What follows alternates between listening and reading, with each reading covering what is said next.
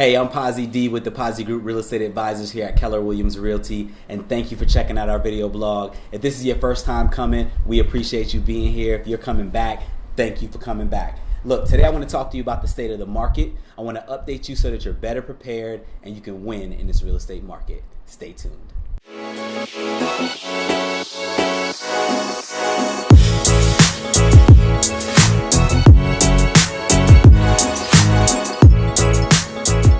All right, so I talk to clients all the time about the market, where we at in the market. I update my buyers, I update my sellers, and now I want to update you. I want to just let you know where we're at, and that way you can be better prepared and better equipped, and that way you can win out here. The market is fierce, and we got to be very diligent and strategic about everything that we do, okay? All right, so let's dive straight into it. We hire a statistician every single year to compile all of this information, break it all down so that I can deliver it to you.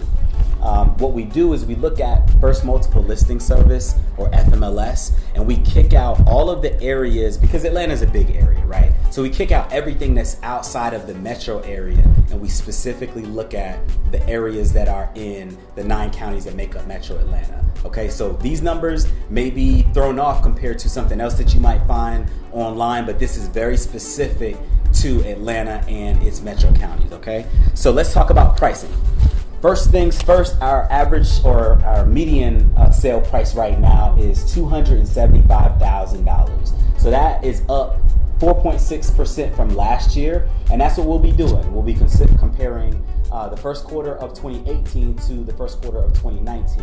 And now that we're out of the first quarter, of course, we can compare those numbers. So yeah, $275,000 is what the median sales price is currently. Again, that is up just a little bit from last year's average sales price. So ultimately, all that's saying is that the prices have gone up. That's good for you as a property owner because that means your values are continuing to increase. Okay, so bear with me. I'm dealing with or overcoming a little bit of a cold. You probably noticed that already in my voice, but you're going to hear a little bit more of it. All right, the next thing that I want to talk about is the number of actual sold properties.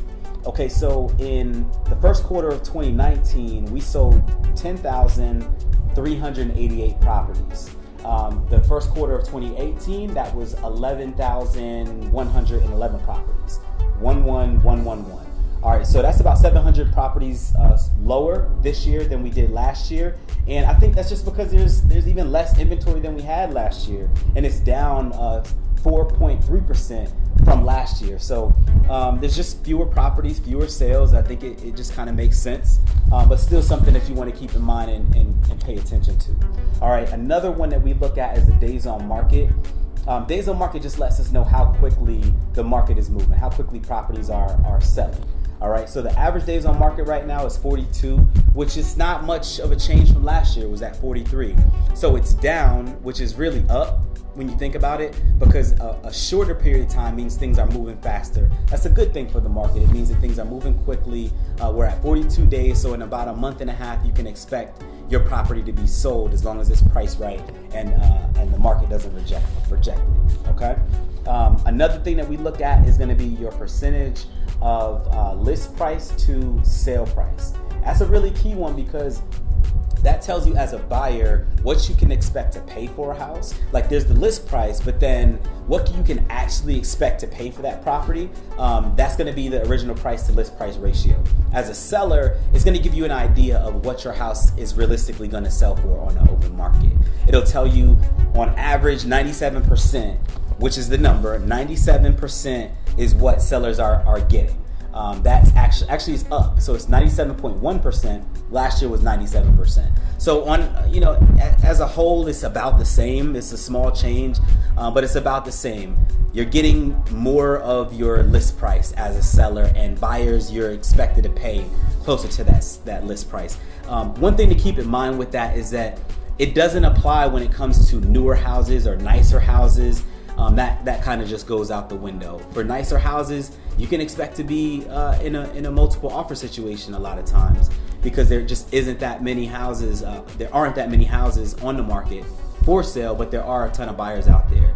So just keep that in mind as you're navigating the world of real estate. If you're thinking about making a move, If you're thinking about buying a house or selling a house, we can of course help with that. But this information is ultimately what you need. You need to know where you're at and how that's going to affect you with your transaction. All right, so what I like to do is I like to compare where we're at right now in a seller's market to where we've been in a buyer's market. And the last time we were in a pretty extreme buyer's market was January of 2009. So when we look at that period of time compared to now, we see some pretty big differences, right? So one is that we had about 31,000 homes for sale.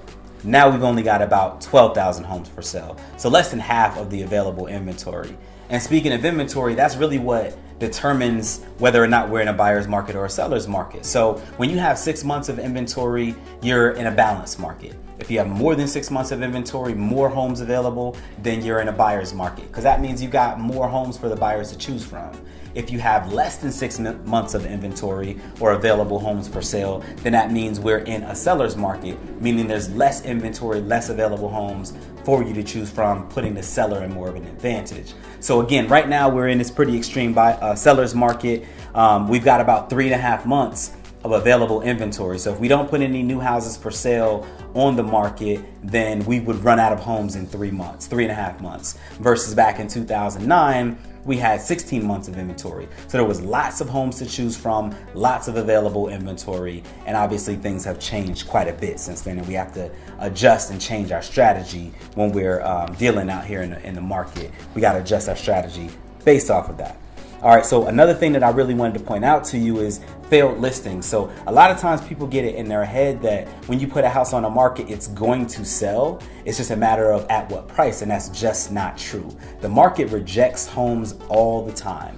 Every single day there's a list of expired listings that were on the market that failed to sell. So I want you to understand that putting a house on the market is a very complicated thing, right? And you want to make sure that you cover all your bases, and you want to do it the right way. If you don't, you could end up like 27% or 28% actually. 27.8% of the houses that are put on the market do not sell. So that's just one more thing to keep in mind. Now more than ever, who you work with and who you choose to hire as your real estate professional, it really, really matters. And I'll share with you some of my numbers. We talked about days on market earlier. The average days on market in Atlanta is 42. My days on market is 16. We're pretty aggressive in the way that we approach and market our listings. And so it's a lot shorter. Our not days on market, but our average list to sale price ratio is 102.3% compared to the 97% that you're finding across the board. So that's a 5% difference. On a $300,000 house, that's $15,000 that goes into your pocket, $15,000 more dollars that you would make. And it's not like a commercial so much about me, but it's more so that you are better prepared, so that when you're hiring someone to help you to list and sell your property, you're not just going with somebody because they have a pretty business card or a fancy website or anything like that. You want to go based off of the numbers. Don't go based on your relationship, and just because this person is a friend of yours, is your friend getting their clients the most money in the shortest amount of time? You gotta be very strategic. I said it before, I'll say it again. I just want to help as many people as I possibly can to win, whether that's with me or just with the information that we give. So you can reach me by email, pazi@pazirealestate.com. I'd love to answer your questions. Don't hesitate to reach out. God bless and take care. We look forward to helping you. Bye-bye.